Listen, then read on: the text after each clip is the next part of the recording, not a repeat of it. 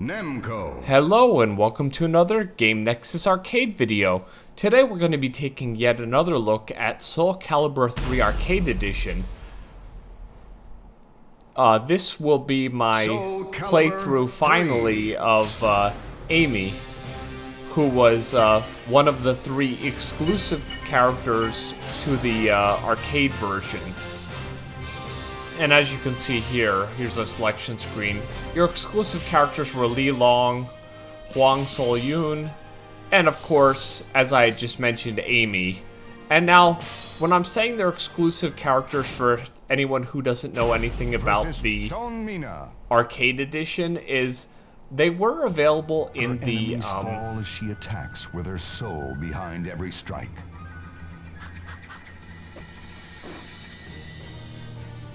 You certainly talk big, don't you? Battle 1. Fight. As I was saying, they were exclusive in the arcade version in a way that they were fully fleshed out characters, as opposed to the PS2 version where they were just kind of like bonus characters. Basically what they did was they took these characters and they fleshed them out and made them into full characters, instead of them just having like the generic like swordsman or double nunchuck styles like they had in the PS2 version, and they made them into basically fully selectable characters in the arcade edition. You win. The weird part is in the PlayStation 2 version, Amy would say a few things, like I remember she would often just go Amy, but in arcade edition here, she doesn't say anything except for the actual like words she says during the fight. So at no time at all does she say anything. When you're on the versus screen, you know when you normally push one of the face buttons, your character will say some kind of taunt. But for Amy, she doesn't say anything at all no matter what button you press. This victory strengthened the soul of Amy. You win. And as you can see, in her win poses, she doesn't say anything either. She always just does some sort of gesture. Voldo. In search of the cursed blade, he wanders the world in silence.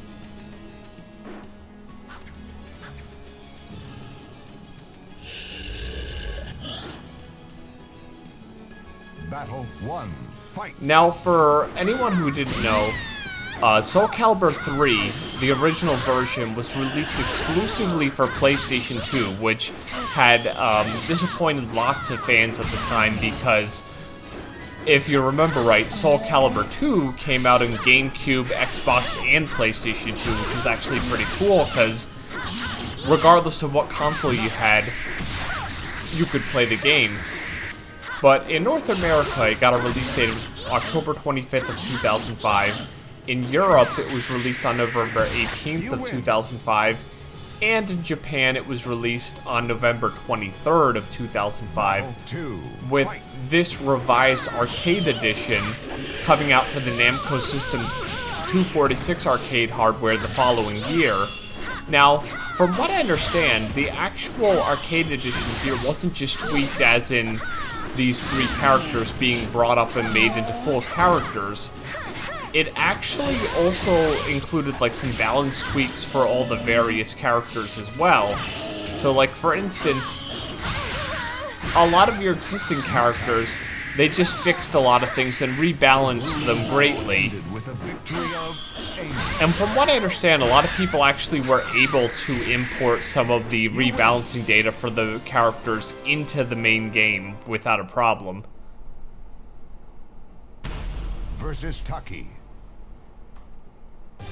She raises her swords to strike down demons.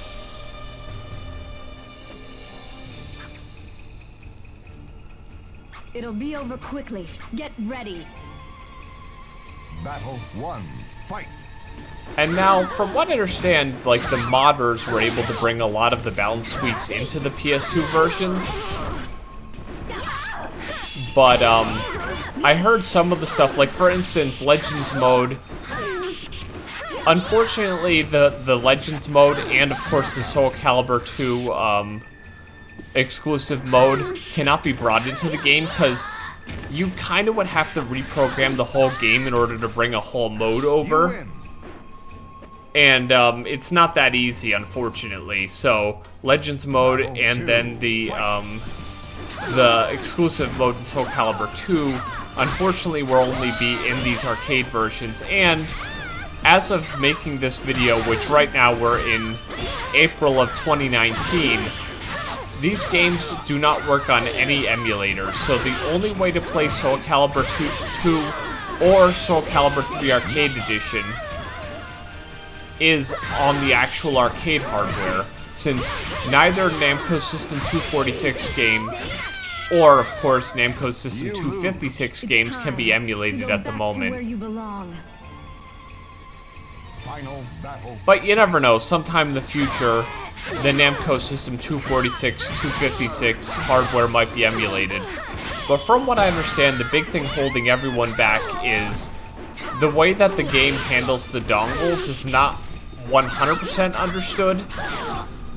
Although, if you do have a 246 or 256, I heard there are some people who can modify dongles. Like, they can take, let's say, some game you don't want and turn it into another game by reprogramming the dongle. But of course, you'll still need a copy of the accompanying disc. So, for instance, if somebody made you a Soul Calibur 3 Arcade Edition dongle, you would still need the actual data disc in order to run the game, because there's no way to Versus Li Long. The fighters face a gruesome quest to search for the ultimate sword.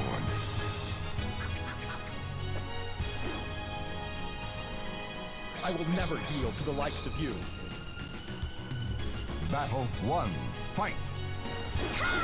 And what I was just saying there is, even with like the modified dongles that some people are making, you would still need a disc in the disk drive to load the data off of, because unlike stuff like the net booting on Naomi or some of the multi-kits for the various systems, there's no way to actually get past the need for a disc for Namco System 246, 256, even if you used a burn disc, since it's a regular PC DVD drive and it doesn't have copy protection. You just need that disc to be present in order to read the data, because that's how the game loads. And unless it's one of the games that was made to do it, there's no way to get a game to run off of a hard drive or other storage device. Like, for instance, Namco System 246 has Battle Gear 3 and Fate Unlimited codes, both of which use hard drives. And then on Namco System 256, I have Gundam vs. Gundam Next that uses a hard drive. But the reason why those work is because those games were coded to run their data off of a hard drive, not off of a DVD. Final battle, fight! In essence, somebody would have to figure out how the game accesses the disc in order to modify it so it could like run off of another storage media, which, from what I understand, nobody has done. But it's one of those things where not enough people have these systems in order to actually figure that out. What's cool is that somebody figured out how the dongles work and could reprogram them, so like Soul Calibur 3 Arcade Edition is a hard-to-find game. It's kind of cool for people who don't want to fork over the heavy money for an original copy, that they can get this game, or of course like Tekken 5 Dark Resurrection is another harder to get game, and getting a bootleg copy that is a lot cheaper. His motivation is the thirst for new battles.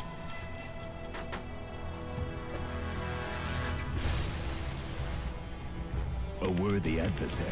Let's go. Battle 1. Fight! And now I know I've said it in all my videos before this, but Soul Calibur 3, and especially Soul Calibur 3 Arcade Edition, is just a beautiful looking game. I really do love how great this game looks. It's got such amazing graphics, especially all the dynamic lighting effects and everything. They're just honestly stunning. Even though this game, at the time of making this game, at the time of making this video, is actually 13 years old as this version of it came out in 2006. It's still an excellent time. And one thing I was thinking to myself when I was recording a lot of this footage today is, what would really be amazing is to find like a high traffic arcade area and leave this game like on location for a while and just see what kind of Legends mode characters people make. I'd really be curious to see that because that's the only thing I just don't have the ability to see is what people have, because unfortunately, unlike Soul Calibur 2, that stores its conquest data on the memory card, which that's what was escaping me earlier, is exclusive mode in Soul Calibur 2 is called Conquest mode. You win. But what I was saying is, unlike the Soul Calibur 2 game that stores its Conquest mode on the memory card, this game stores its Legends mode data in the high score table. Her children from darkness drives her to battle.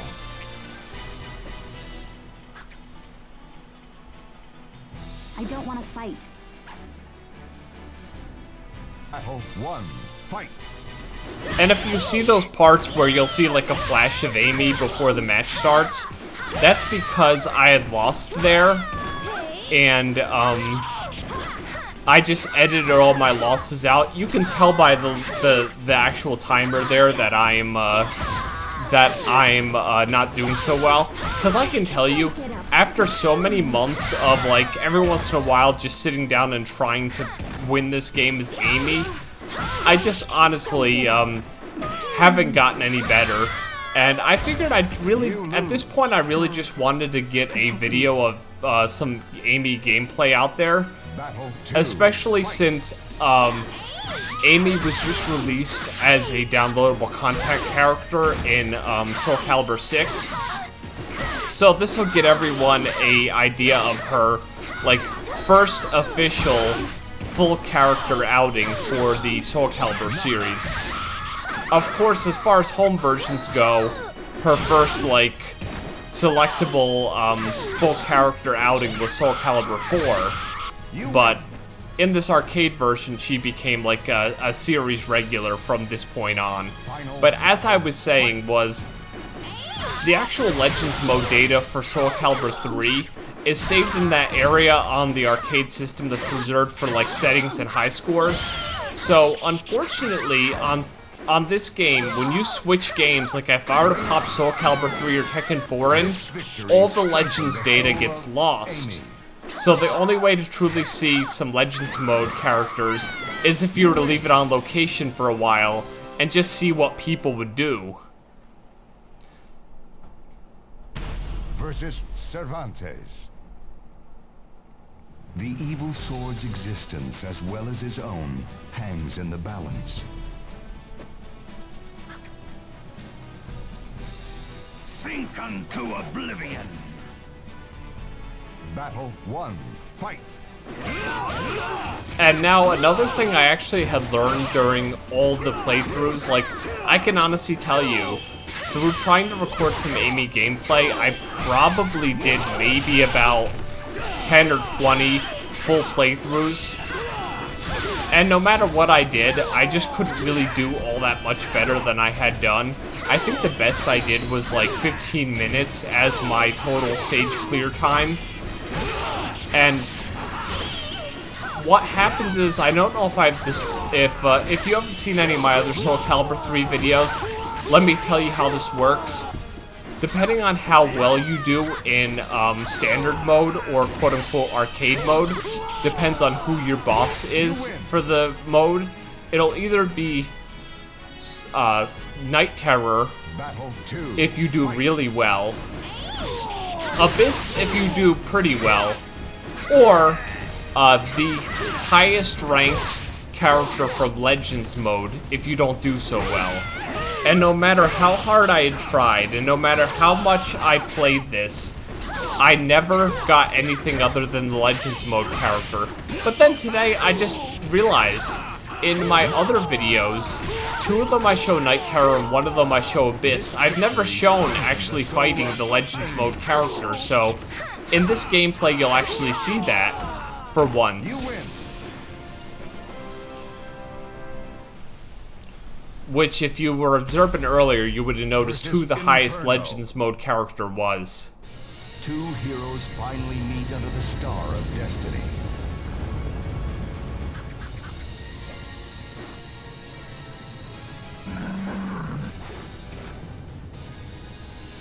Vote 1, fight. And of course, the highest Legends mode character is actually a character that literally, before recording this footage, I actually was encoding another playthrough with my Elgato. And while that was encoding, I was actually playing Legends mode with Mitsurugi. And so, right before this actual playthrough is when that Legends mode character was created. But choosing this costume for Mitsurugi and naming him Old Master like I had done is something I had done before I had known that you lose your Legends mode data when you switch games, which really annoyed me, and I really wouldn't mind if, like, somewhere down the road I could pick up another 246 and just have it dedicated to this game, so I just simply wouldn't lose the Legends mode data. You win. So I find it actually fun that Final battle. the actual boss of the fighting game changes depending on how well you play the game. And now, to me, it usually looks like it's about how quick you do it, but I have had some times where it seems like the game kind of takes into consideration, like, how aggressive you are.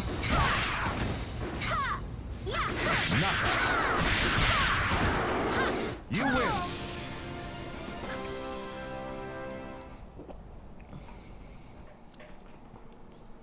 Versus Mitsurugi. His motivation is the thirst for new battles.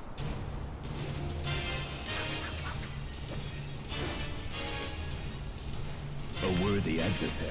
Let's go. Battle 1, fight. Now, what I was saying was, it also seems to take into consideration how aggressive you are when you're playing the game. So, like, for instance, let's say if you have a loss or two, there's a chance you can still get Night Terror, but if you were, like, really good and you didn't take all that many hits. But if you take too long like I did, you're gonna get the Legends mode character every time, regardless of how well you played. And another thing I noticed during this gameplay, now I can't tell you if this is 100% true, but it seems like what costume you pick for your character actually decides which characters you fight. Because, for instance, what the costume I'm actually using for Amy right now is her 6-color variation. Because each character has 2 costumes, and then two like different color variations of each, for a total of 6 costumes.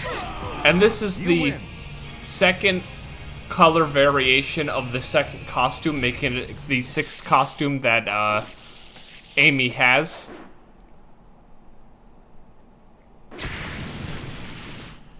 And I know I had made mention of that in one of my other videos, but I found it kind of weird when the Legends mode character explodes because, you know, they're just a regular character, albeit with some, like, sparkly, light going around them. And it seems kind of weird that just, like, a regular person would explode, whereas Night Terror, he's kind of like this crazy big, like, monster, and when he explodes, you're like, oh, okay, well, the evil monster's power went away and he blew up. Or Abyss, he's kind of like a monsterized version of Zasalamel, so when he explodes, you're not like, oh my god, the regular Zasalamel guy with the scythe just exploded. You're like, well, the evil demons Asalamel exploded. I guess the evil power went off, but in this case, the Legends character exploding just looks a bit strange. But another thing I was going to say was, the only time you see the Legends character as, like, a boss is in this mode, of course. And when you actually fight a Legends mode character, in either your final fight or in your mid-fight, you will see them with the sparkly stuff all over them. So that's kind of a cool thing. And if this was on location, your character would be that character and just be there for anyone else to fight, and anyone else try to level down so they can become the new Mitsurugi Legends character or Cervantes Legends character or whoever, because every character in this game has a Legends character and you can fight them.